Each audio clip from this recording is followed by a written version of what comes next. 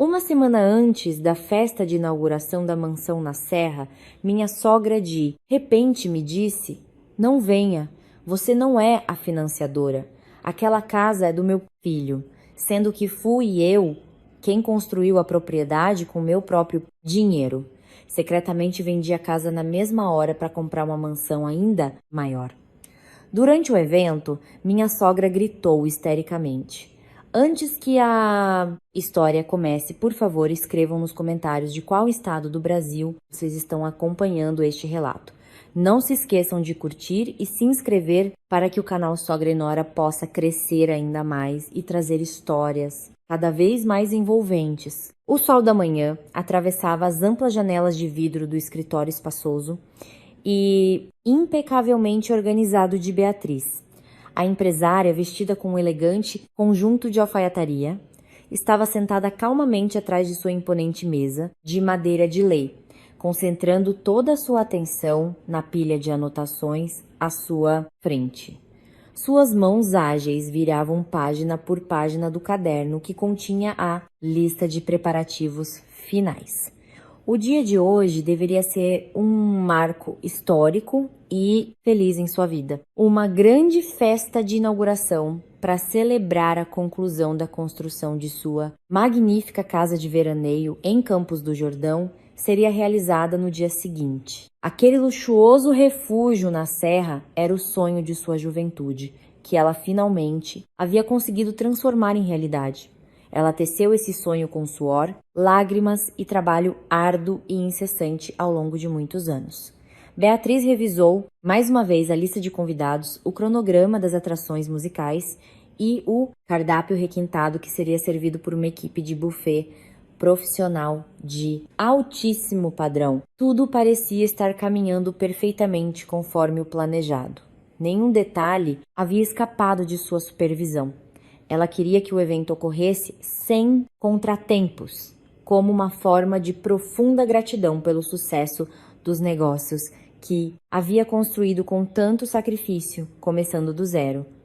Sua marca de roupas e artigos para o lar, que ela iniciou aos poucos, havia se transformado em uma empresa altamente lucrativa. Ela se lembrou dos tempos difíceis em que tinha que bater perna pelo Brás e pelo Bom Retiro para comprar matéria-prima, cortando tecidos e costurando até tarde da noite.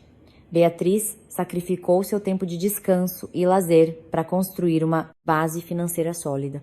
Construir aquela mansão de veraneio fora da capital não era apenas uma conquista material para ela. Era o seu troféu de vitória. A prova viva de que uma mulher que antes era subestimada poderia agora estar no topo do sucesso por mérito próprio. A propriedade possuía várias suítes amplas, uma piscina aquecida de águas cristalinas e um jardim de inverno deslumbrante. Beatriz até mesmo desenhou pessoalmente o layout de alguns ambientes para que fossem confortáveis para toda a família. Ela já imaginava desfrutar de uma velhice tranquila naquele lugar. No entanto, em meio à agitação de verificar novamente todos os pedidos de decoração e buffet, a paz de Beatriz foi abruptamente estilhaçada. Seu celular, que repousava sobre a mesa, vibrou intensamente, quebrando o silêncio da sala. A tela brilhou, exibindo um nome que fez o peito de Beatriz apertar instantaneamente. Dona Ida, sua sogra, raramente ligava para ela, a menos que tivesse algum interesse oculto. Com base em anos de experiência no casamento, as ligações de Dona Ieda geralmente consistiam apenas em longas reclamações, pedidos de altas quantias em dinheiro ou simplesmente críticas afiadas lançadas de propósito para comparar Beatriz com outras mulheres da alta sociedade. Beatriz respirou fundo e soltou o ar devagar. Ela tentou neutralizar seus sentimentos e afastar qualquer preconceito antes de tocar na tela do celular. Como uma nora que entende de boas maneiras, ela sempre tentava manter a educação e respeitar a mulher idosa que havia dado à luz seu marido. "Alô, Dona Ieda", cumprimentou Beatriz suavemente. Ela adoçou a voz de propósito e falou com muito cuidado, esperando que a conversa dessa vez fosse pacífica e não terminasse em uma discussão exaustiva. Porém, a esperança de Beatriz por uma conversa tranquila desmoronou em questão de segundos. Do outro lado da linha, a voz de Dona Ieda soou estridente e transbordando de fúria. As palavras que saíram da boca daquela senhora foram afiadas, cortando o coração de Beatriz, como se tivessem sido disparadas com a intenção de ferir seu orgulho profundamente. Escute bem, Beatriz. Não se atreva a aparecer na festa de amanhã. Não precisa fingir que está ocupada organizando isso e aquilo. Você não é, de forma alguma, a financiadora desta família. Aquela mansão é fruto exclusivo do suor do meu filho. O meu filho, que trabalhou dia e noite para construir um lugar tão luxuoso. Eu não quero que as minhas amigas ricas da sociedade vejam uma nora parasita como você circulando na minha festa.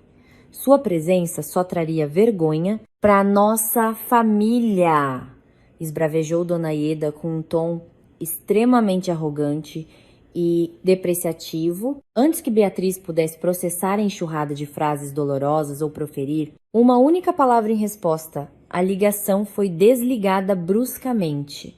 O som do tom de chamada encerrada ecoou lentamente no escritório, que de repente pareceu tão frio e silencioso. Beatriz congelou em sua cadeira. Seu olhar estava vazio, fixo na pilha de papéis sobre a mesa. As palavras de Dona Ieda continuavam ecoando em seus ouvidos como um disco arranhado tocando repetidamente. Parasita. Não é a financiadora. Suor do Júlio. Presença vergonhosa. Todas aquelas acusações infundadas eram tão absurdas que fizeram Beatriz se sentir como se tivesse acabado de levar um balde de água gelada em plena luz do dia. Até então, Beatriz sempre escolhera o silêncio e a paciência diante das atitudes arbitrárias de Dona Ieda. Ela sabia muito bem que sua sogra nunca havia aprovado seu relacionamento com o Júlio desde que se casaram. Dona Ieda sempre a olhou com desprezo porque Beatriz vinha de uma família simples e humilde, enquanto a velha sempre idolatrou o status social, a riqueza e o convívio com a elite. Contudo, Beatriz nunca havia revidado esses insultos com raiva. Ela escolheu uma maneira mais elegante de provar o seu valor, através de muito trabalho, perseverança e do rápido crescimento de sua empresa. Beatriz fechava os olhos de propósito quando Júlio, seu marido, frequentemente levava o crédito por ideias de negócios e conquistas financeiras que na verdade eram puro resultado de seu próprio esforço. Ela também preferia se calar quando descobria que Júlio frequentemente comprava artigos de grife para Dona Ieda usando os lucros da empresa de moda de Beatriz. Ela sempre cultivou pensamentos positivos. Acreditava que enquanto Júlio agisse como um marido bom e fiel, ela estaria disposta a compartilhar parte do fruto de seu trabalho para agradar a sogra e manter a paz familiar. Mas aquela ligação telefônica havia ultrapassado todos os limites aceitáveis do bom senso. A paciência de Beatriz, que ela construiu grossa como um muro ao longo dos anos, foi estilhaçada sem deixar rastros. As palavras cruéis de Dona Ieda a despertaram para uma realidade extremamente amarga e dolorosa. A família de seu marido nunca a considerou como parte deles. Eles a usavam apenas como máquina de imprimir dinheiro, sugando os frutos de seu suor sem piedade, para então tentar descartá-la cruelmente quando sentiam que estavam no auge da glória.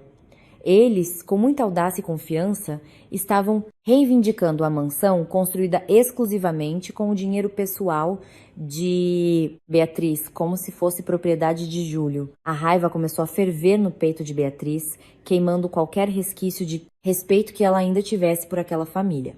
Ela não derramou uma única lágrima. Suas lágrimas eram valiosas demais para serem desperdiçadas com pessoas gananciosas que nunca valorizaram seus sacrifícios. Beatriz colocou o celular sobre a mesa com um movimento muito calmo, mas cheio de cálculo. Ela se levantou de sua cadeira estofada e caminhou lentamente em direção a um canto da sala. Ali, escondido atrás de um painel de mogno planejado que sempre ficava trancado, estava seu compartimento secreto. Ela abriu a porta de madeira e revelou um cofre de aço embutido na parede. Seus dedos, com agilidade e sem hesitação, digitaram a combinação numérica no painel. O som de um clique baixo ecoou, indicando que o sistema de segurança havia sido desativado. Beatriz puxou a pesada gaveta de metal dentro do cofre e tirou uma pasta escura e grossa que continha os documentos mais importantes de sua vida. Suas mãos abriram a pasta com cuidado. Ela afastou alguns papéis da empresa até encontrar um documento em papel moeda com selos de cartório extremamente valioso. Era escritura pública de compra e venda, o título de propriedade do terreno e da mansão que sua sogra agora reivindicava. Beatriz ergueu o documento e encarou fixamente as palavras impressas no papel oficial. Seus olhos percorreram cada letra e carimbo registrado em cartório, indiscutíveis perante a lei. O nome que constava ali como única proprietária legal perante o Estado não era o de Júlio, muito menos o de Dona Ieda. O nome, impresso em negrito e com clareza, era o dela, Beatriz. Aquele documento em suas mãos era a prova absoluta que ninguém poderia contestar. Ela se lembrava perfeitamente do longo processo de compra daquele amplo terreno. Ela pagou tudo à vista usando o dinheiro de sua própria conta bancária, pessoal. O resultado de economizar os lucros de sua empresa. Foi ela quem realizou inúmeras reuniões para pagar os honorários dos arquitetos. Foi ela quem supervisionou os empreiteiros e quem fez questão de ir pessoalmente às lojas de design de interiores para comprar cada móvel luxuoso da casa. Tudo pago com o próprio suor. Não havia um único centavo do bolso de Júlio naquele projeto monumental. Uma grande pergunta agora rondava a mente de Beatriz.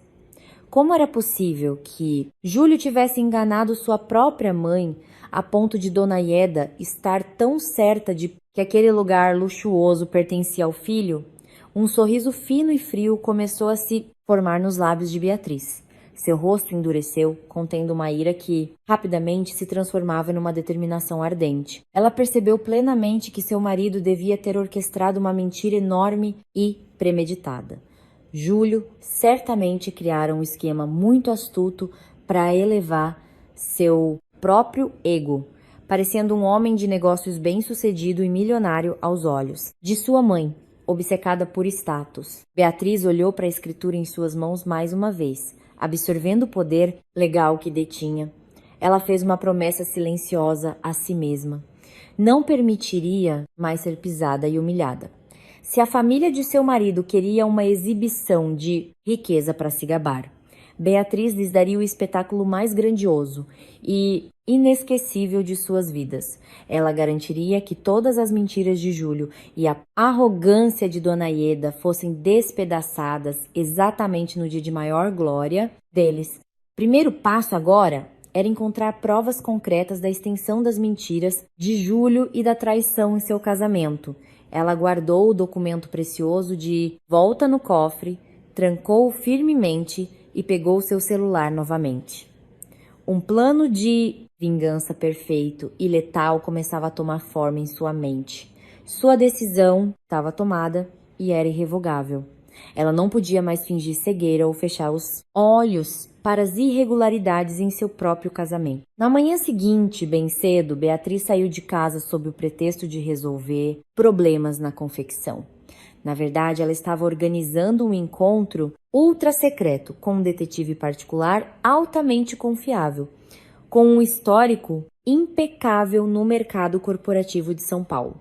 A reunião ocorreu em uma sala reservada para garantir que ninguém soubesse de seus passos. O detetive era um homem de meia idade, sereno, muito conhecido entre empresários por sua habilidade excepcional em rastrear transações financeiras suspeitas e desvendar fraudes sofisticadas. Beatriz já o havia contatado, pedindo-lhe que reunisse todas as provas tangíveis relacionadas ao sumiço de fundos de sua empresa e que descobrisse que tipo de mentiras Júlio contava para Dona Ieda há anos. O detetive a recebeu com um aceno respeitoso. Ele abriu uma grande maleta de couro e tirou uma pilha grossa de documentos, metodicamente organizados e marcados com post-its. Ele colocou os dossiês sobre a mesa, bem de frente para Beatriz, e com uma voz calma e calculada, começou a detalhar suas descobertas. Fato após fato, revelado pelo detetive, soou como golpes contundentes no peito de Beatriz. Todas as suas piores suspeitas estavam provadas. Na verdade, a realidade exposta na mesa era muito mais podre e assustadora do que ela jamais havia imaginado em seus piores pesadelos. Dona Beatriz, rastreei tudo com extrema precisão. Seu marido vem realizando uma manipulação financeira em larga escala e muito bem elaborada, disse o detetive, apontando para cópias de balanços financeiros da empresa. Nos últimos anos, ele vem falsificando rotineiramente os livros contábeis da sua empresa. Ele emitiu diversas notas fiscais frias para encobrir o rastro de enormes quantias que desviava secretamente do caixa principal. Esse dinheiro desviado foi transferido gradualmente para a conta pessoal dele e de lá canalizado diretamente para a conta da mãe dele. Beatriz pegou os relatórios financeiros e os leu com atenção redobrada. Suas mãos tremeram levemente, reprimindo a explosão de raiva dentro do peito. Ela viu as colunas de números e os comprovantes bancários de Pix e TEDs de altíssimo valor fluindo da conta do marido para a de Dona Ieda todos os meses. Esse dinheiro estava sendo usado puramente para financiar o estilo de vida ostentação da sogra.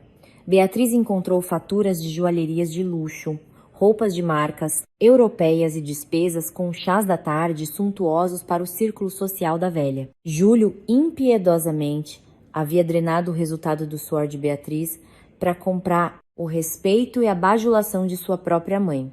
Ele queria ser visto como provedor de riqueza da família, roubando sua própria esposa de forma lenta e sistemática. Mas a traição não parou no desvio corporativo. O detetive empurrou outro documento que fez a respiração de Beatriz parar na garganta. Era uma cópia colorida de um papel muito semelhante à sua escritura de propriedade.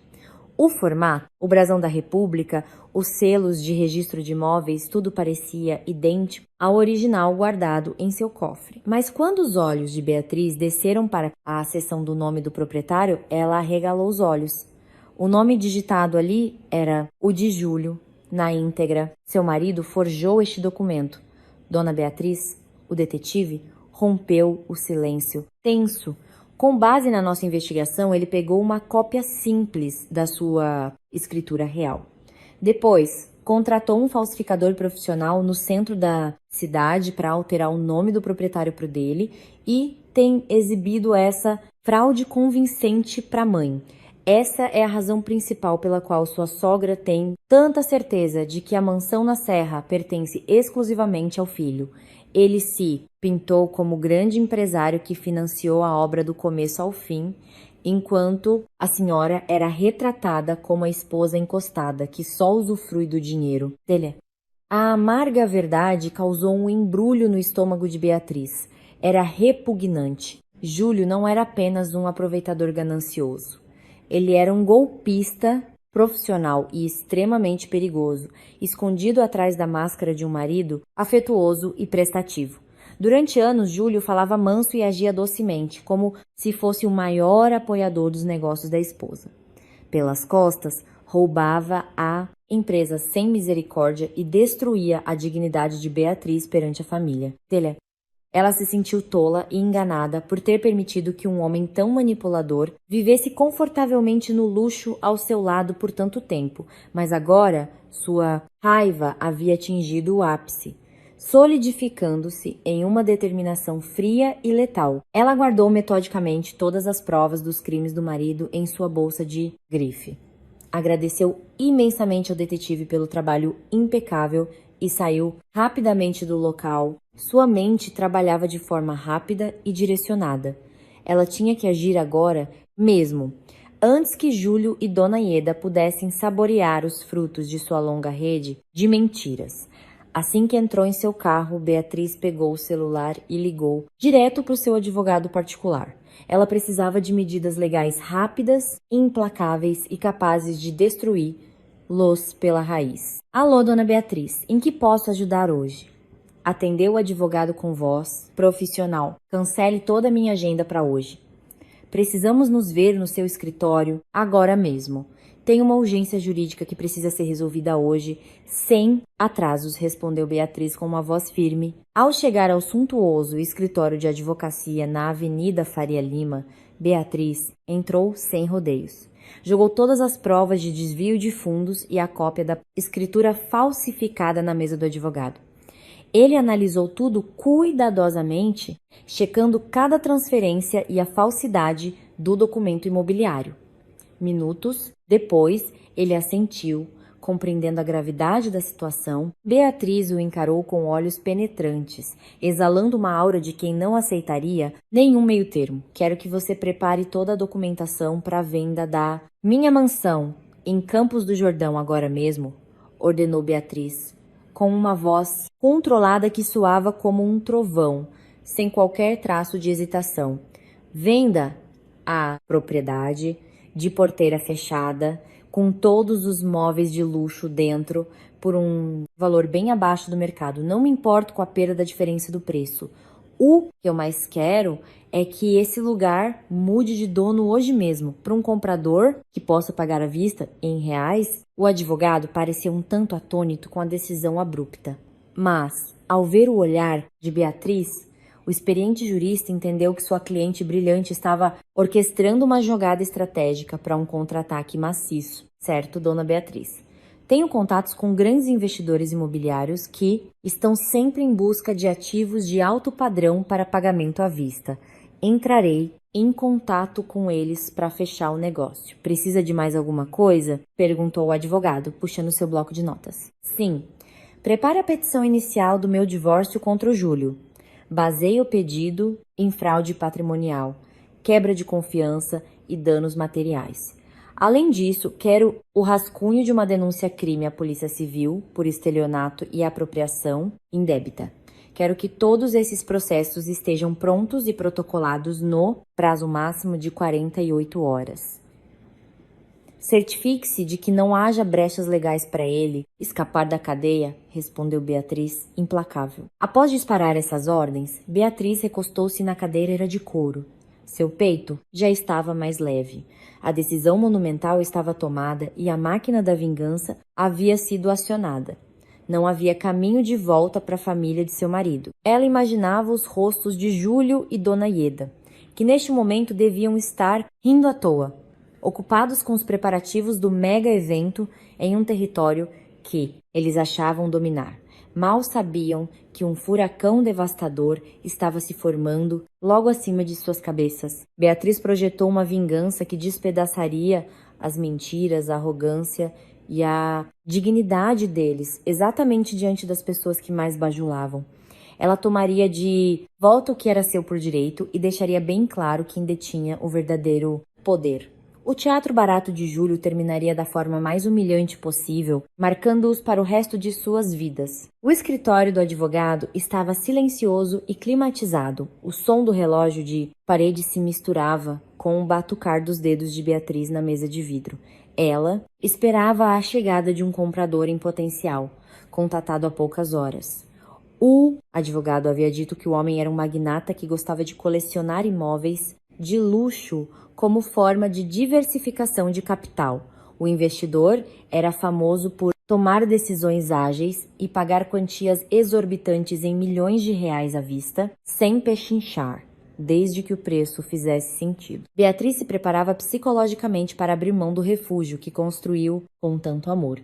Ela sabia que vender a casa era a tática mais letal para implodir o palco armado pelo marido e pela sogra. Não demorou para a porta abrir. Um homem de meia idade, vestido com um terno sob medida, entrou. Seu rosto irradiava a astúcia de um tubarão dos negócios, porém cortês. Apresentado como Senhor Diego, ele se sentou de frente para Beatriz, analisou a pasta com as plantas, metragens, lista de amenidades e inventário dos móveis de design italiano. Os olhos de Senhor Diego se arregalaram levemente ao ver o valor da proposta na última página. O preço pedido por Beatriz estava quase pela metade do valor de mercado. Para um investidor como ele, era como ganhar na loteria. Ele olhou para Beatriz com curiosidade. Sendo experiente, sabia que queimas de estoque assim geralmente vinham atreladas a enormes complicações judiciais. No entanto, as certidões negativas fornecidas pelo advogado atestavam que o imóvel estava livre de quaisquer ônus, alienações ou disputas com bancos. Eu fico com a propriedade. O preço é um negócio irrecusável, disse Senhor Diego, fechando a pasta. Seu tom era incisivo. Já vi as fotos e os vídeos do local. Tudo de extremo bom gosto e muito bem conservado. Posso ordenar ao meu setor financeiro que faça a transferência dos milhões de reais para sua conta hoje mesmo, através de um TED de alto valor. Fechado, senhor Diego. Agradeço pela sua rapidez, disse Beatriz, olhando o magnata nos olhos. Ela inclinou o corpo ligeiramente para frente, mas há uma condição inegociável neste contrato. Pode parecer peculiar, mas faz parte do acordo para que você consiga esse desconto milionário. Senhor Diego ergueu as sobrancelhas, mantendo um sorriso polido. Ele sabia que havia um gatilho escondido por trás da pechincha. Sou todo ouvidos, dona Beatriz. Desde que não infrinja a lei, estou disposto a negociar. Exijo que você tome posse física do imóvel neste domingo. A entrega das chaves e a emissão na posse devem ocorrer pontualmente às 10 horas da manhã de domingo, no endereço da mansão. Quero que envie seus representantes legais, advogados e uma equipe de segurança privada em número suficiente para esvaziar a propriedade no horário estipulado. Nem um minuto antes, nem um minuto depois, instruiu Beatriz com um tom calmo, mas que carregava a força de um decreto. Senhor Diego pausou por um segundo. Como homem sagaz, percebeu que Beatriz estava usando a transação como uma arma de retaliação pessoal muito afiada. Ele ignorava quais eram os dramas familiares daquela mulher e tampouco se importava.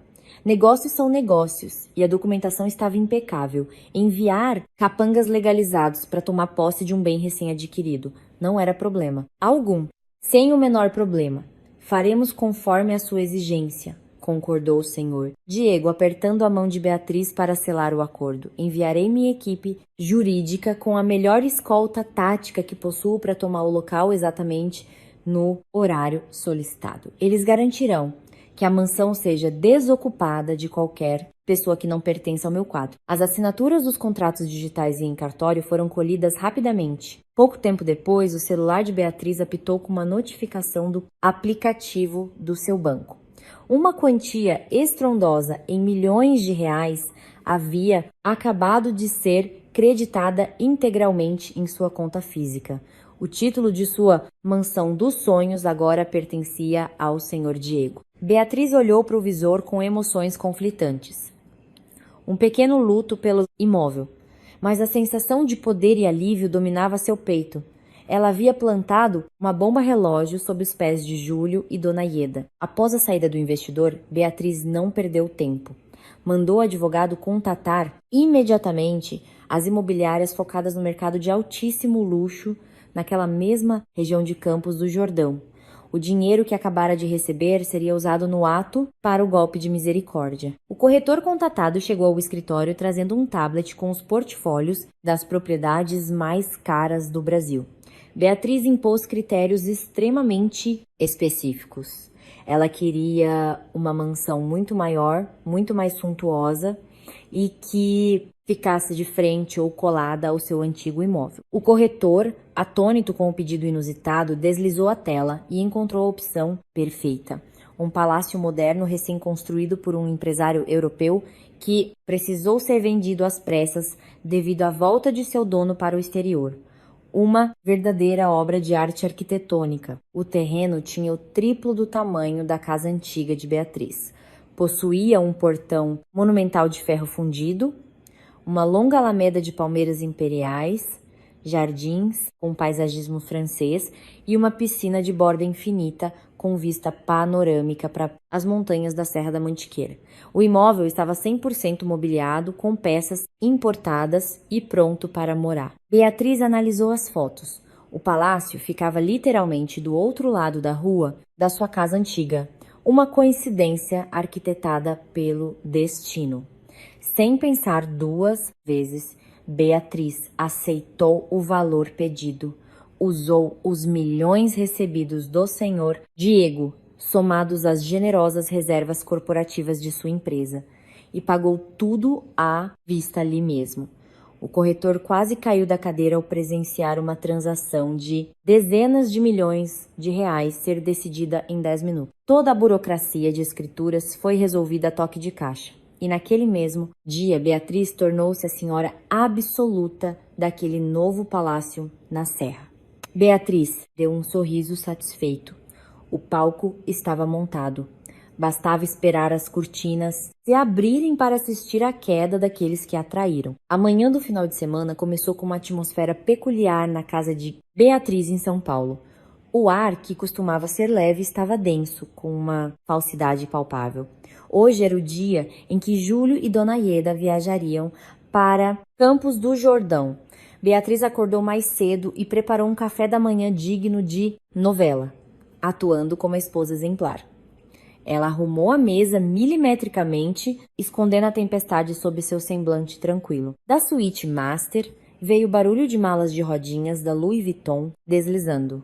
Júlio apareceu vestido impecavelmente com uma camisa de grife, cabelos milimetricamente penteados e exalando um perfume importado, comprado, com o dinheiro que roubara da empresa da esposa. Ele estava eufórico. Seu rosto irradiava antecipação pela adoração que receberia da alta sociedade paulistana, as amigas de sua mãe. Júlio sentou-se à mesa, exibindo um sorriso adocicado e falso, na tentativa de parecer um marido apaixonado. Beatriz serviu um suco na taça dele com movimentos suaves. Encarou o marido profundamente. Por trás daquele sorriso, Beatriz agora enxergava o verdadeiro rosto de um sanguessuga dissimulado. Ela sentia ânsia de vômito só de olhar para ele, mas manteve o papel magistralmente. Não daria nenhuma pista para arruinar o grande final. Logo, o iPhone de Júlio tocou escandalosamente. Do outro lado da linha, Dona Ieda tagarelava animada, perguntando se ele já estava indo buscá-la. Júlio riu com confiança, garantindo à mãe que o buffet e os garçons já estavam a postos na serra e que ele chegaria em breve. Após desligar, Júlio olhou para Beatriz com uma falsa expressão de lamento, muito mal encenada. Limpou a garganta e destilou suas mentiras habituais.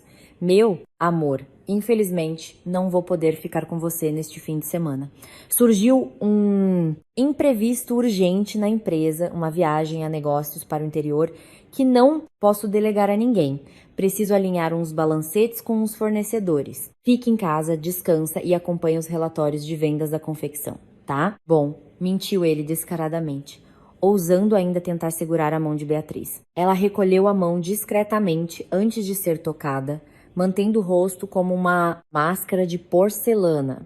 Vá com cuidado, Júlio, que tudo dê certo na sua viagem e que você receba exatamente o que merece, respondeu ela, com um duplo sentido cortante. Júlio, em sua arrogância cega, não captou a ameaça letal.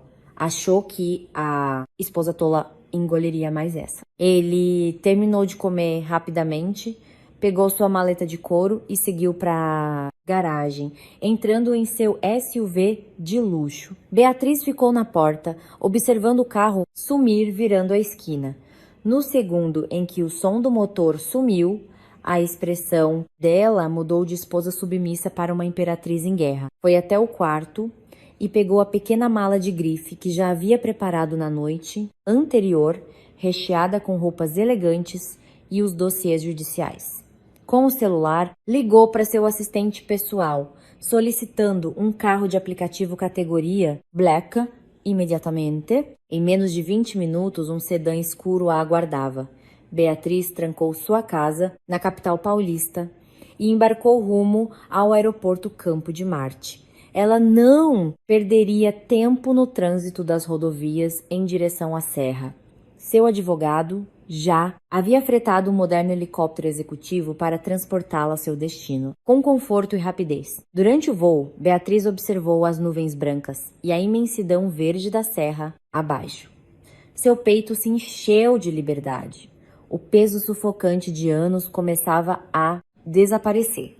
O helicóptero pousou suavemente em um heliponto privado em Campos do Jordão.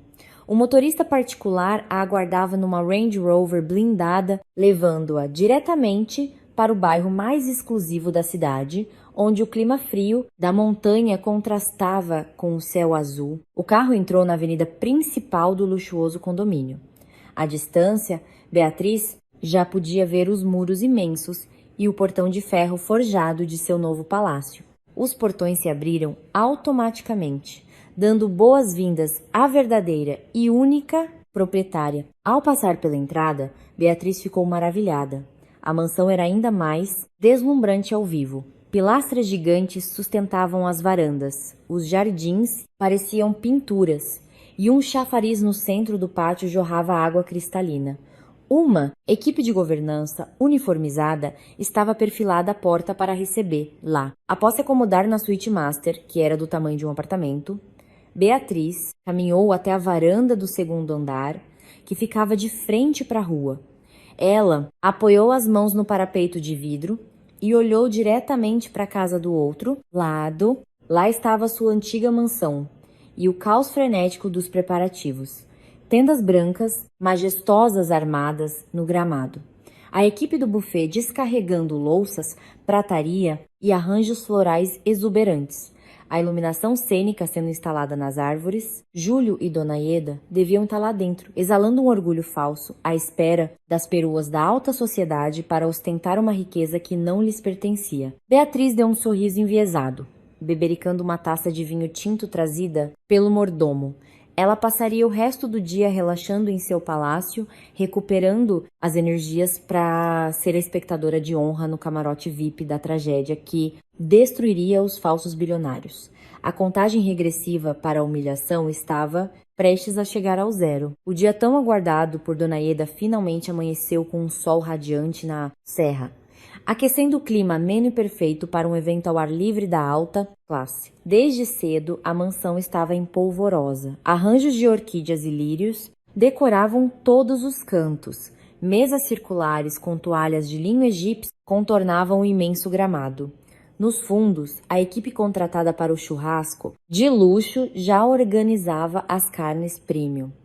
O aroma de picanha e cortes nobres pairava no ar, enquanto clássicos da bossa nova tocavam suavemente nas caixas de som acústicas, criando uma atmosfera sofisticada e elitista. Dona Ieda caminhava pelo evento com um sorriso de orelha a orelha. Acordara de madrugada para se produzir no salão, vestindo um traje caríssimo e exibindo colares e pulseiras cravejados de pedras que cintilavam à luz do dia. O orgulho transbordava de seus poros a cada vez que verificava a perfeição dos arranjos. Os convidados começaram a chegar em seus carros alemães luxuosos. Eram as senhoras da alta sociedade de São Paulo, o círculo de Dona Ieda, onde o passatempo favorito era competir para ver quem exibia mais grifes e joias. Ao descerem de seus carros, eram recebidas com abraços efusivos e os clássicos beijinhos no rosto por Dona Ieda. As madames olhavam estupefatas para a grandiosidade do imóvel. Deslumbravam-se com o gramado sem fim e a piscina reluzente. Os elogios choviam em cima de Dona Ieda, enchendo o ego da velha senhora como um balão inflado. Ela fazia o papel de Cicerone, desfilando com as amigas e apresentando a casa como se tivesse sido a mentora daquele projeto desde o primeiro tijolo. A cada elogio, Dona Ieda não perdia a chance de enaltecer o filho, Júlio, aos quatro ventos. Ah, claro que é maravilhoso. Tudo aqui é fruto do suor do meu filho Júlio, declarava Dona Ieda, projetando a voz para que mais pessoas ouvissem. O Júlio sempre faz questão de me dar o que há de melhor. Ele se mata de trabalhar nos negócios para manter o padrão da nossa família. Não é como certa pessoa encostada que só sabe sugar e aproveitar do bom e do melhor. A alfinetada venenosa foi lançada sem escrúpulos, um claro ataque à nora, ausente. As amigas, já acostumadas com as fofocas e o jeito de Dona Ieda, apenas balançavam a cabeça concordando e acrescentavam comentários lisonjeiros que alimentavam o delírio da anfitriã. Chamavam Júlio de filho de ouro, empresário, brilhante e jovem prodígio. Dona Ieda flutuava, achava que finalmente estava esfregando na cara do mundo que sua família pertencia à aristocracia intocável. Saboreava cada segundo de seu império de areia. No outro canto do jardim, Júlio vivia seu próprio delírio de grandeza.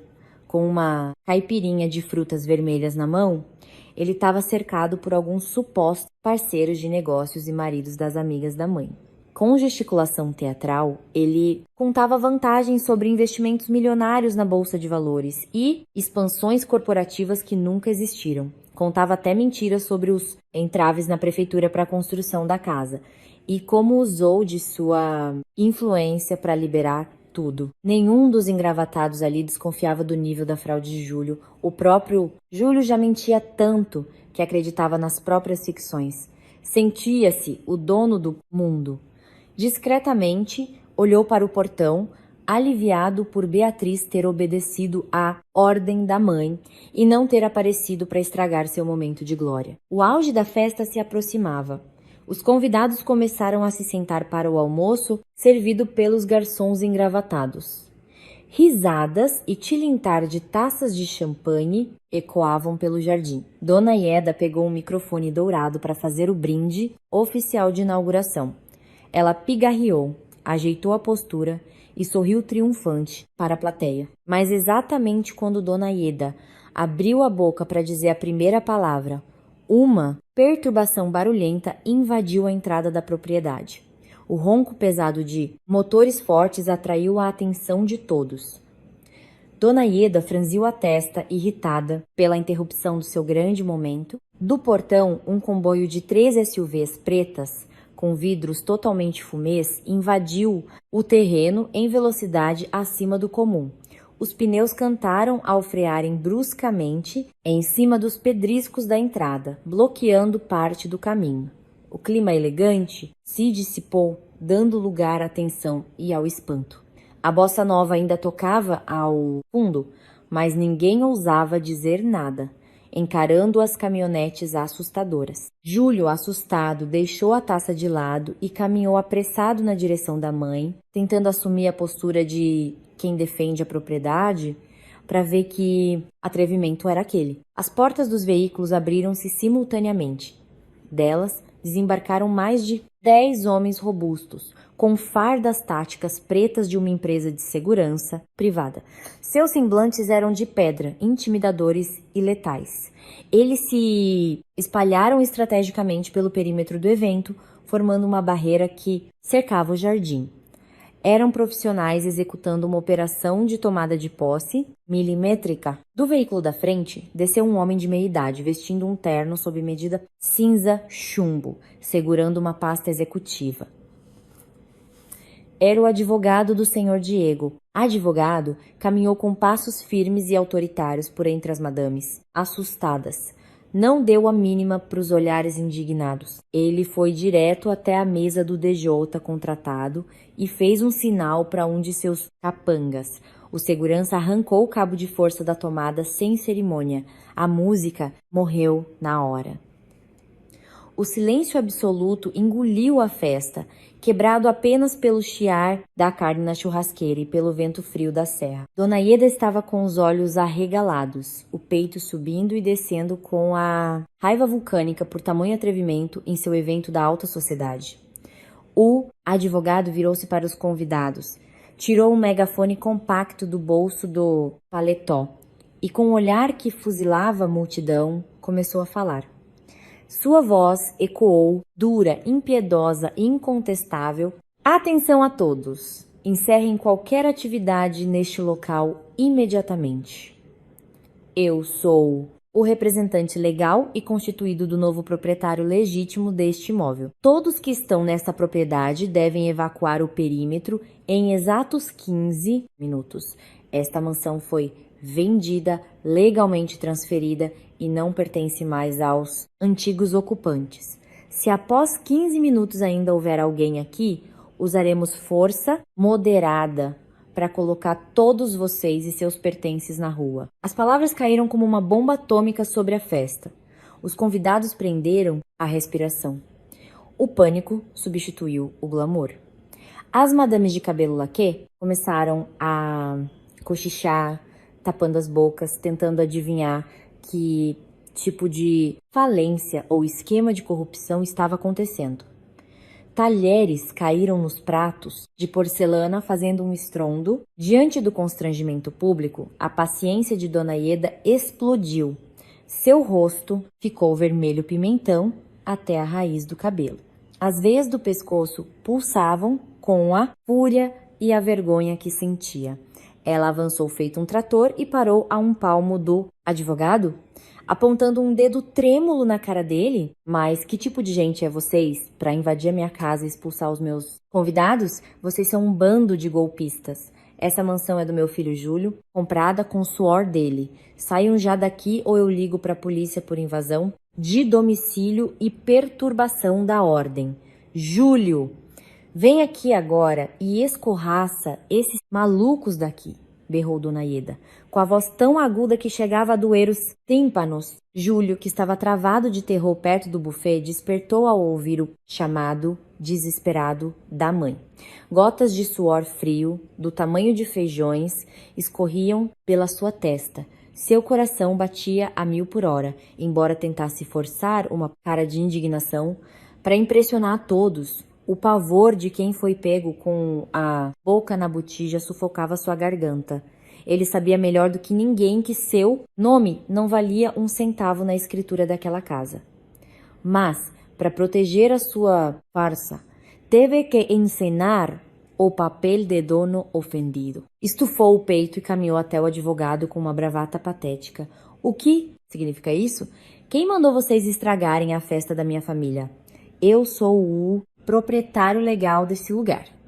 Posso colocar todos vocês na cadeia por invasão de propriedade, blefou Júlio, engrossando a voz. O advogado não piscou. Estava acostumado a lidar com inadimplentes desesperados e estelionatários falidos. Ele deu um sorriso de canto de boca repleto de desprezo. Abriu a sua maleta de couro metodicamente e puxou uma pasta plástica com documentos timbrados. Sugiro que o senhor não faça um espetáculo desnecessário na frente das suas convidadas, senhor Júlio. O senhor pode conferir as provas legais com os próprios olhos, isso se tiver a capacidade de interpretar a lei do nosso país, disse o advogado com uma voz glacial. Ele estendeu a cópia autenticada da escritura pública, juntamente com o comprovante de registro do cartório de imóveis, e esfregou no peito de Júlio. Esta mansão foi comprada e paga integralmente à vista pelo meu cliente. Senhor Diego, há 2 dias. A transação está homologada pela lei brasileira. Temos mandado e direito de missão na posse imediata. O acordo estipulava que a entrega das chaves fosse hoje. Júlio arrancou os papéis das mãos do homem, tremendo como vara verde. Seus olhos corriam loucamente pelos parágrafos jurídicos. Quando seu olhar desceu para a última página, no espaço reservado para a assinatura da vendedora e proprietária do imóvel, o pulmão de Júlio parou de funcionar. O chão desapareceu sob seus pés. O rosto, antes vermelho de raiva, ficou branco feito tiró. No papel milionário repousava uma assinatura que ele conhecia de olhos fechados, acompanhada da firma reconhecida no cartório. O nome, Beatriz. Naquele exato milésimo de segundo, todo o castelo de cartas de Júlio foi implodido. Ele finalmente entendeu o horror da situação. A escritura falsa que ele mandou fazer na Sé e exibia para a mãe não valia absolutamente nada. Beatriz, a esposa que ele julgava burra e manipulável, sabia de tudo. Ela tinha a escritura verdadeira em mãos e usou o seu poder supremo para liquidar o imóvel logo antes do grande evento social dele. As pernas de Júlio ficaram bambas. Sua voz morreu de pânico. Ele só conseguia encarar o papel, sem formular uma única sílaba de defesa.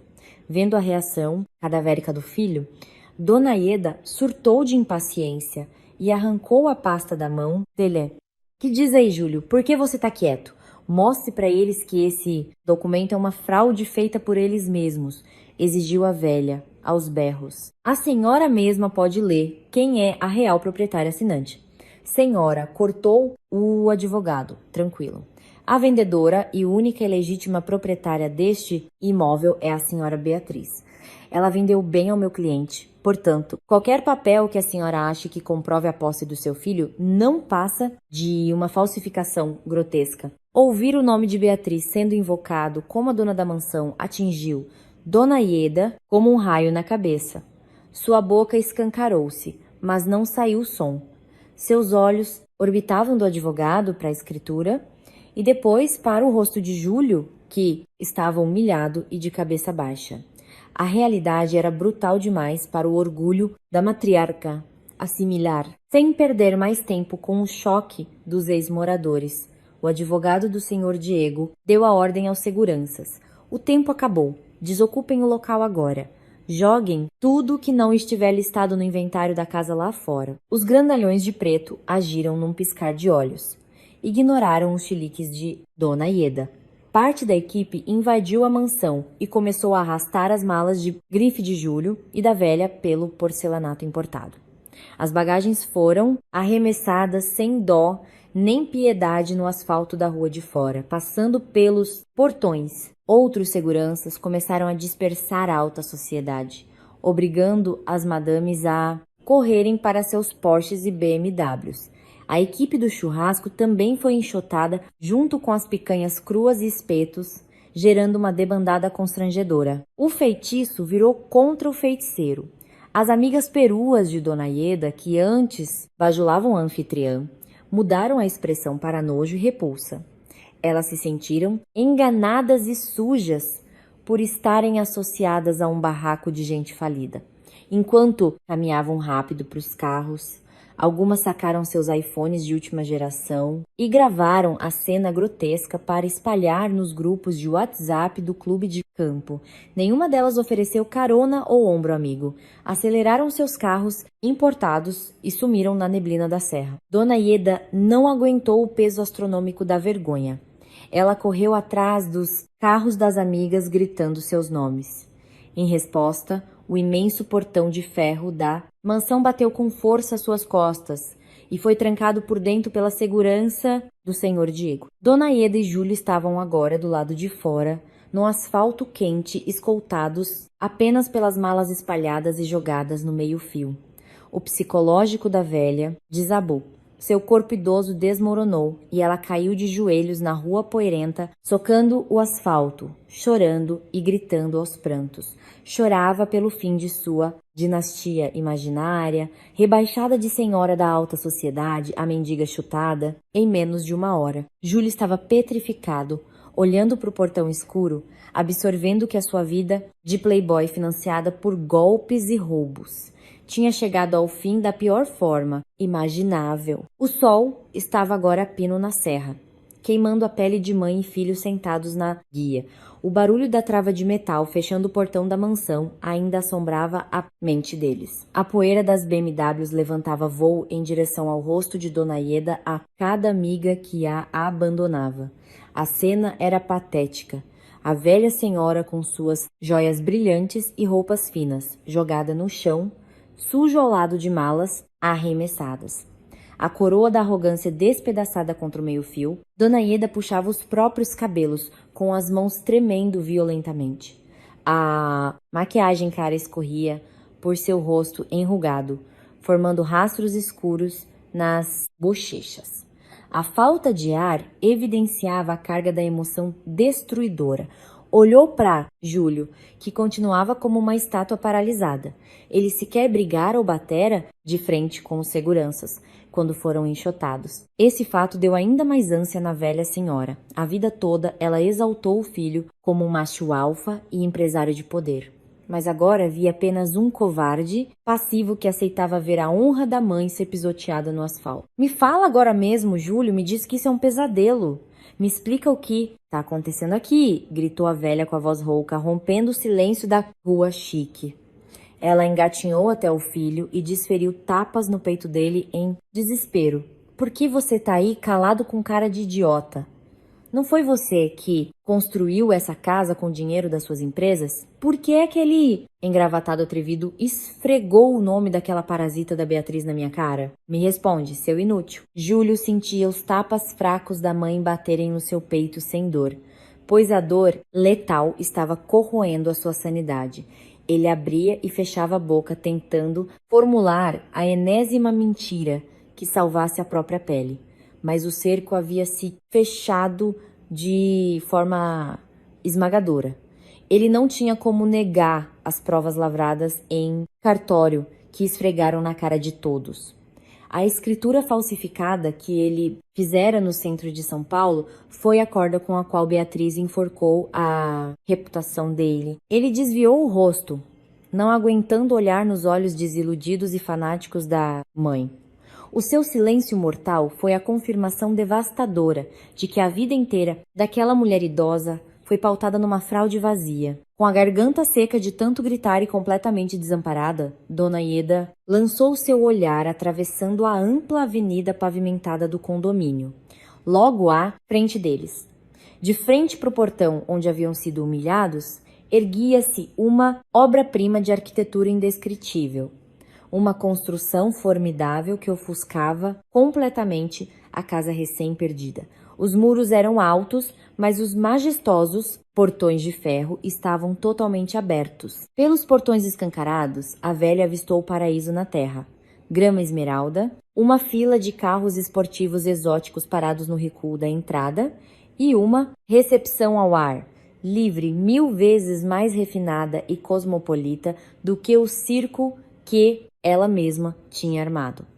Uma música clássica e envolvente flutuava pelo ar, fundida com o som da água do monumental chafariz da praça interna. Movida pela sede, fadiga e os cacos remanescentes de seu próprio esnobismo doentio, Dona Ieda tomou uma atitude completamente absurda.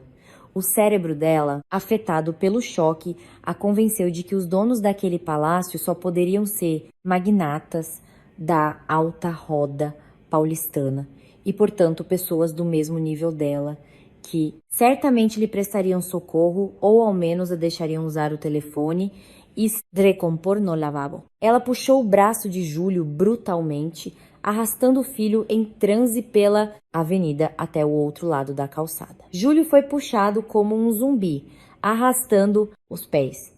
Assim que pisaram na entrada do novo e suntuoso palácio, 2 brutamontes armados, vestidos de terno preto e ponto no ouvido, cruzaram os braços e barraram a passagem. Eles escanearam a figura desgrenhada de Dona Ieda da cabeça aos pés. Ela tentou alisar o vestido caríssimo, estufou o peito para resgatar a pose de grã fina e exigir a entrada com a velha prepotência. Mas antes que abrisse a boca, suas pernas congelaram no chão, como se estivessem chumbadas de cimento. Seus olhos subiram do chão até se cravar em uma figura solitária no enorme terraço principal do segundo andar. Era uma mulher estonteante, vestida num blazer de grife impecável, exalando um poder e uma autoridade incontestáveis. A mulher estava encostada casualmente no parapeito, segurando uma taça de cristal com uma bebida borbulhante. O olhar dela desceu, como o rasante de um gavião, e encontrou os olhos da velha com uma frieza digna de um bístore. O mundo parou para Dona Ieda. O coração acelerou tanto que doeu. Ela conhecia aquele rosto intimamente. Era a mulher que ela passou a vida rebaixando, xingando de parasita, tratando como escória e dizendo não ser digna de pisar nos tapetes caros do filho. A dona absoluta de toda aquela imensidão era sua nora, Beatriz. Beatriz olhava lá de cima como quem observa um formigueiro patético. Não havia tristeza nem luto nela, apenas o brilho sádico de uma vitória brutal. Júlio levantou a cabeça e viu a esposa no alto. As pernas do pilantra fraquejaram e ele começou a tremer incontrolavelmente diante da revelação monstruosa. — Beatriz, o que você está fazendo aí em cima? Berrou Dona Ieda, com a voz esganiçada e embargada pelo desespero, recusando-se mentalmente a juntar as peças óbvias. Beatriz sequer se dignou a responder aos berros histéricos da sogra. Abriu apenas um sorrisinho gélido que fez o estômago de Júlio revirar. Com um aceno lento, aristocrático e condescendente da mão com a taça de cristal, ela deu a ordem aos seguranças lá embaixo. Os 2 guardas recuaram um passo, abriram caminho e fizeram um gesto irônico, permitindo a entrada dos miseráveis. Beatriz não os convidava por pena. Ela estava abrindo as portas do inferno para o ato final do julgamento perfeito. Júlio e a mãe se entreolharam apavorados, mas como mariposas atraídas para a lâmpada que as fritaria, foram arrastados pelo feitiço magnético da humilhação, pisando nas pedras de granito em direção ao corredor da morte. Cada passo na pedra portuguesa soava como tambores de execução militar para os 2. O luxo do local reduziu Júlio a um rato insignificante. A piscina infinita abrigava pequenos grupos de convidados sentados ao redor, empresários famosos de São Paulo, diretores de bancos, fornecedores importantes da grife de Beatriz. Quando o casal em frangalhos entrou no jardim, todas as conversas cessaram.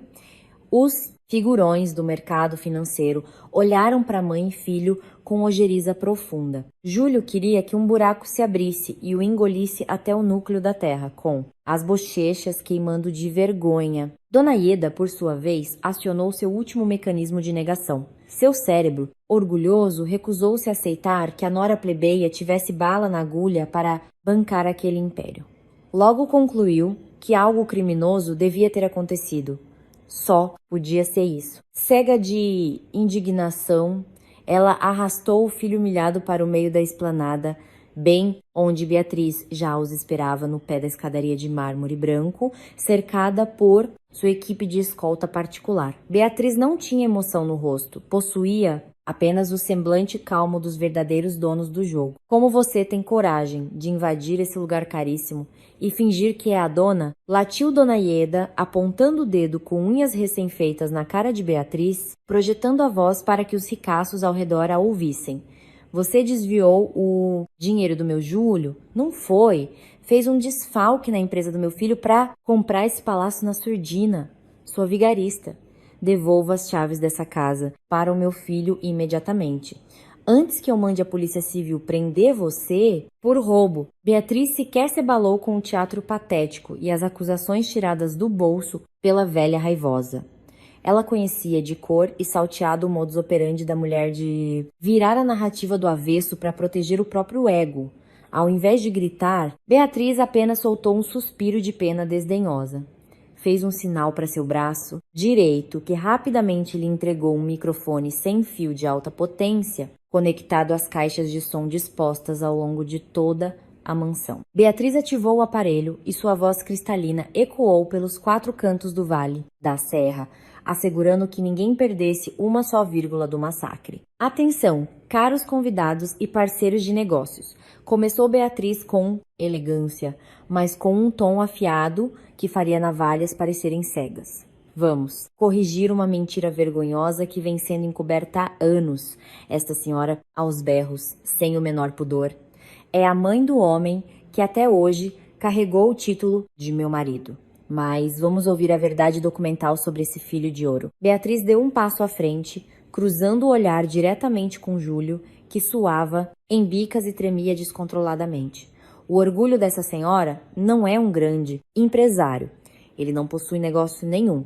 A marca de moda que ele vivia se gabando nos clubes sociais de luxo é a empresa que eu construí do mais absoluto. 0, com as minhas mãos furadas por agulhas, antes mesmo de ele saber da minha existência.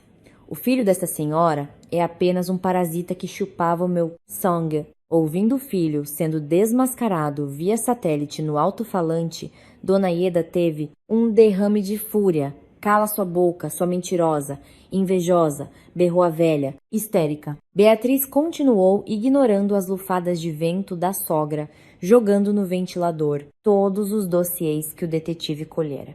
Durante todos esses anos, este estelionatário falsificou a contabilidade da minha empresa rotineiramente. Ele desviou milhões do meu caixa, lavou na conta a pessoa física dele e usou esse dinheiro roubado para bancar o estilo de vida luxuoso e fútil de vocês. Dona Ieda Cada joia cara que a senhora ostenta hoje no pescoço, cada champanhe pago nos chás das suas dondocas foi comprado com o dinheiro que o seu filho roubou de mim. Beatriz prosseguiu com a metralhadora de verdades. E tem mais, aquela mansão na rua da frente foi comprada por mim. O seu filhinho foi na Praça da Sé falsificar um papel timbrado de cartório com o nome dele, para continuar mantendo a ilusão de sucesso milionário perante a senhora. Os convidados começaram a cochichar, fitando Júlio com nojo. Executivos olhavam para ele como se olhassem para esterco. Júlio sentiu que estava nu em praça pública. A dor de ver sua máscara desintegrada e pisoteada virou ódio e covardia. O sangue ferveu. Com os instintos mais bestiais dominando o medo, ele rosnou. Cala essa boca, Beatriz! Você tá morta! Rugiu ele com os olhos injetados. Em um acesso de covardia pura, ele avançou e cerrou o punho direito para desferir um soco na cara da mulher, para silenciar a verdade com a violência. Mas antes que ele cruzasse a linha do primeiro degrau, os dois seguranças, pessoais armados de Beatriz, deram um bote como leopardos. Num movimento técnico de jiu-jitsu perfeito, um segurança parou o soco no ar, enquanto o outro pegou o braço de Júlio, torcendo para trás numa chave de braço implacável. O estalo do ombro destroncado foi audível, seguido de um uivo agudo de dor animal vindo de Júlio. Os leões de chácara arremessaram os 180 quilos de Júlio de joelhos no piso de mármore italiano de Carrara com violência, esmagando o joelho do playboy na pedra fria, mantendo a chave de braço imobilizada contra a cervical dele. Soltem o meu filho, covardes! Soltem ele agora! Esgoelava Dona Ieda, correndo para dar bolsadas nos armários que seguravam Júlio. Porém, um simples olhar mortal e a mão apoiada sobre a arma na cintura do segurança fizeram a velha frear os passos instantaneamente, tremendo de pavor. Beatriz andou até parar colossal em cima do corpo, imobilizado de Júlio, que gemia em agonia no piso de mármore. Ela abaixou a cabeça para o rato traidor que ela um dia havia jurado amar na igreja. Fez um sinal rápido. Seu advogado particular aproximou-se com uma volumosa pasta de papel Kraft, cheia de timbres do Tribunal de Justiça. Beatriz catou a pasta e, com ódio frio calculadamente contido, chapou a pasta bem na cara de Júlio. A papelada explodiu e folhas judiciais choveram por todo o mármore liso de Carrara ao redor do rosto ensanguentado de suor dele. Beatriz dispensou o microfone e falou baixo, mas num timbre que fez a espinha de Júlio congelar. Acabou o teatro. O inferno começa hoje para você, Júlio. O vento gelado que soprava da serra fazia as bordas dos documentos farfalharem no chão, exibindo números gigantes, extratos bancários com o logotipo do Itaú, Personalité, laudos contábeis e dezenas de selos autênticos do Tribunal de Justiça de São Paulo e varas cíveis. O silêncio na imensa esplanada da piscina era paralisante. Ninguém falava. A elite ali presente só acompanhava os últimos suspiros da condenação. Júlio, com os braços presos sob a bota tática do segurança de Beatriz, torceu o pescoço para ver os papéis impressos grudados ao lado do seu nariz. A folha número 1 carregava o timbre majestoso da vara de família. Era uma petição inicial de divórcio litigioso atrelado a fraudes financeiras e apropriação indébita bilionária. Beatriz olhou fixamente para o traste caído a seus pés. O amor que talvez existisse um dia foi cremado junto com os desvios.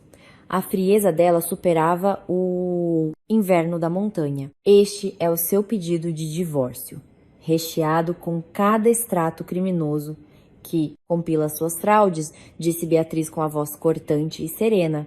A denúncia-crime já foi protocolada. E adivinhe, a justiça deferiu o bloqueio cautelar das suas contas. Ontem à tarde, mandei cortar todos os cartões de crédito e bloquear cada real disponível nas suas contas bancárias através da Senjude. O seu saldo bancário neste exato segundo é zero. Absolutamente zero reais. Você está bloqueado do sistema, Júlio. Você nunca mais verá um centavo das minhas empresas. Parabéns, você volta a ser hoje o mesmo falido que eu encontrei quando nos conhecemos. Com o ultimato sendo disparado, a represa mental de Júlio rompeu por completo. O pânico cru e absoluto por saber que passaria fome o atingiu como um trem descarrilado. Ele entendeu perfeitamente a matemática de ser despido de poder. Ficar pobre era seu maior pesadelo, e Beatriz tinha acabado de executar isso com maestria. No segundo, o homem que queria esmurrar lá transformou-se numa criança assustada, com medo de perder os carrinhos caros. Júlio ergueu a cabeça e olhou para ela com olhos úmidos e vermelhos. Vasculhou o rosto da empresária, procurando a velha Beatriz boazinha e burra do passado. Encontrou apenas uma muralha de titânio indestrutível. Beatriz, meu amor, por favor. Implorou Júlio, a voz sumindo num choro grosso e convulsivo. As lágrimas de desespero, não por arrependimento de traí-la, mas de pavor da pobreza despencavam. Por amor de Deus, não faz isso. Eu errei. Eu cometi um desvio terrível, mas eu pago tudo. Dou meu sangue para te devolver. Vamos resolver isso em casa, só a gente. Me perdoa. Retira esse processo. Não joga minha vida na lata de lixo na frente dessas pessoas. Ele tentava lutar contra os cotovelos dos brutamontes para rastejar e beijar os escarpins Christian Louboutin dela. O patético show de humilhação ocorria diante de centenas de pares de olhos atentos da alta roda. Beatriz cruzou os braços e sentiu profundo nojo por aquela encenação fraca. Ele só estava chorando pela grana, e essa hipocrisia tornava sua sentença ainda mais satisfatória. Por outro lado, Dona Ieda, atônita e em choque, tremia que nem vara bamba. Ela se abaixou com os joelhos estalando, pegou um dos papéis de comprovantes de transferências bancárias soltos no chão, botou o óculos de leitura pendurado no pescoço e leu os extratos de Pix e TEDs. O CPF e nome dela como destinatária estava explícito ao lado de quantias de 6 dígitos em desvios mensais de fornecedores da empresa da nora. O papel caiu de sua mão enrugada. A velha senhora desabou moralmente. Tudo o que Beatriz disse era a mais pura verdade. Seu orgulho residia em produtos frutos de crime. O seu tempo expirou, Júlio, sentenciou Beatriz impiedosamente. Você teve a vida toda para ser um parceiro digno e optou por ser um bandido dentro da minha própria casa. Você colheu o que plantou e não há acordo a ser feito. No exato momento em que ela proferiu a sentença final, um som perturbador começou a crescer do fim da avenida do condomínio fechado. Sirenes, viaturas em alta velocidade rompendo o sossego da Serra Paulista em direção ao palácio. Os convidados recuaram instintivamente. Júlio sentiu a alma abandonar o corpo. O coração martelava na caixa torácica como se fosse arrebentar os ossos. Beatriz havia realmente feito a denúncia-crime. Ele sentiu calafrios absurdos descendo pelas pernas e perdeu o controle das próprias emoções perante o som da lei chegando. 2 viaturas ostensivas da Polícia Civil, com as sirenes piscando em azul e vermelho, freneticamente adentraram os imensos portões do Palácio de Beatriz. Pararam com tudo na borda do chafariz.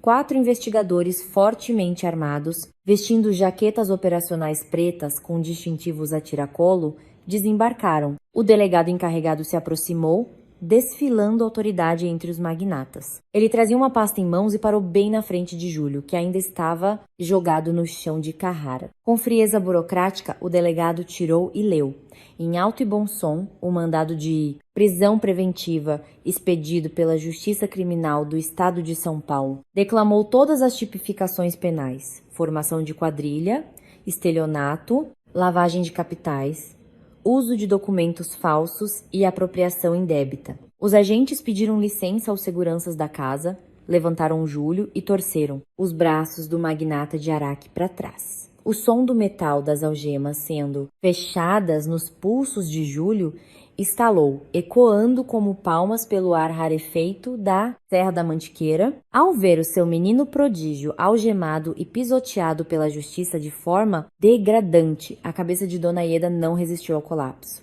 O oxigênio fugiu de seus pulmões. Ela parecia ter levado uma britadeira no peito. Com um gemido sufocado, os olhos da velha reviraram. O corpo perdeu toda a força e ela desabou feito chumbo, desmaiando antes de bater secamente no pavimento do chão da propriedade luxuosa. A visão da mãe caindo coroou a desgraça do momento. O falso empresário foi arrastado pela gola da camisa de grife pelos policiais civis. As pernas de Júlio quase não se moviam. O peso da vergonha em sua caminhada pelo corredor polonês, de bilionários até o camburão da viatura, foi doloroso. O choro ensopava seu rosto que perdeu as cores. Ele tentou, de forma lastimável, um último olhar suplicante na direção de Beatriz, clamando pela mais impossível compaixão cósmica. Beatriz devolveu apenas o seu pior pesadelo, um semblante indiferente. Ela se manteve de pé, imóvel feita a justiça vendada dos tribunais, olhando com firmeza, sem remorso, sem dó e sem sorrisos triunfais baratos. Estava apenas podando uma árvore venenosa para salvar o próprio império. A porta traseira da blazer da polícia bateu secamente. As algemas chacoalharam. O som da tranca trancafiou Júlio para dentro das grades onde ele passaria os próximos anos, pagando a conta da ambição desmedida. As sirenes voltaram a soar e os carros da Polícia Civil deram meia volta, sumindo na avenida em direção à delegacia principal de Campos do Jordão e direto ao presídio. Beatriz fechou os olhos e respirou longamente a brisa gélida da mantiqueira. O tumor letal havia sido extirpado de uma vez por todas. Logo em seguida, cumprindo a diretriz de tolerância zero, Beatriz acenou com a cabeça. 2 seguranças agarraram a desacordada Dona Ieda pelas axilas sem a menor delicadeza médica. Desfilaram com a velha pendurada por toda a passarela de acesso da casa e arremessaram na calçada do lado de fora do condomínio, ao lado dos destroços de Louis Vuitton e roupas caras. Os agentes operacionais bateram em retirada para dentro da propriedade e apertaram um botão. O gigantesco portão de ferro negro e detalhes em ouro fechou lentamente. O estrondo das fechaduras blindadas e trancas automáticas estalou no fim, silenciando os sons de dor, separando definitivamente a plebe parasitária do luxuoso e merecido oásis de Beatriz. Lá fora, com o asfalto frio da serra cutucando sua espinha, Dona Ieda acordou do apagão traumático. Abriu os olhos sentindo uma enxaqueca colossal. Em meio ao cheiro de gasolina e fumaça dos escapamentos locais, ela apalpou o chão duro em estado de confusão total. Num segundo fulminante, as lembranças estouraram à sua cabeça. O mandado de prisão, o som da algema no pulso de Júlio, as viaturas. Ela se sentou aos tropeços. Estava literalmente jogada no meio-fio, cercada pelo caos de suas malas desorganizadas, solitária numa avenida fria no interior do estado. Ela não tinha Júlio para bancá-la. Não havia mais as amigas do chá das 5. Não tinha dinheiro para o táxi de volta para a capital. O celular estava em alguma mesa da mansão confiscada do outro lado da rua. O horror tomou conta de cada célula do seu ser perverso. Dona Ieda virou poeira cósmica em minutos, abraçada aos próprios joelhos no calçadão vazio, olhando desesperançosamente o alto dos muros do império de Beatriz, os quais nunca mais transpusesse. Ela urrou. O grito sofrido ecoava o nome do filho algemado, perdição irreversível. O choro solitário que nenhuma Mercedes, Porsche ou SUV faria questão de parar para ver. O karma chegou, de juros pagos e fatura, carimbada na cara dura daquela velha maldosamente estúpida. O abismo existencial a abraçava. Mas do lado de dentro do colossal palácio, recém-adquirido por Beatriz, o clima virou da noite para o dia. Com as ervas daninhas enxotadas da horta, Beatriz se virou lentamente para seus verdadeiros convidados.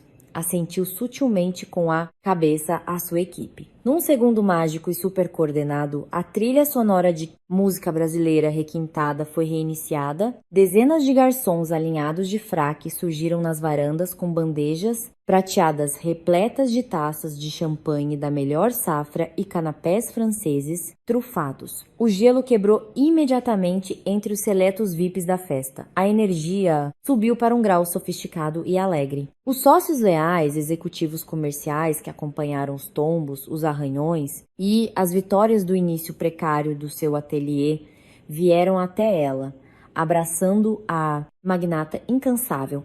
Ninguém queria debater pormenores jurídicos mesquinhos. O consenso geral era celebrar o alforria de Beatriz das amarras dos carrapatos familiares. O sorriso voltou a tomar o rosto cansado da mulher com uma autenticidade estonteante que não acontecia há meia década. A verdadeira e definitiva inauguração de sua nova vida e nova casa dava-lhe os primeiros passos dourados, num futuro que desenharia suas próprias rédeas da vitória, livre do encosto e da maldade do passado. O entardecer começou a transformar o azul em cor de fogo sobre os pinheiros altos da Serra da Mantiqueira, deixando os parceiros felizes conversando entre si com as taças na mão. Beatriz caminhou a sós pela lateral do deck da fabulosa piscina térmica com borda infinita. Observou de cima as cordilheiras verdes mergulharem no horizonte quente, sentindo uma paz etérea na brisa alpina e nas folhagens a roçar no vestido alfaiatado. Reviveu a caminhada exaustiva, o choro nos retalhos da feira de madrugada, a paciência estoica e os ataques calados, a facada do marido manipulador, até o contragolpe arquitetado com exatidão mortal. Sua lição para o universo era límpida. O fato de ser pacífica jamais quer dizer que um dia você não pode cortar e queimar o que te ameaça com crueldade genial. A brisa secou qualquer pingo da raiva anterior.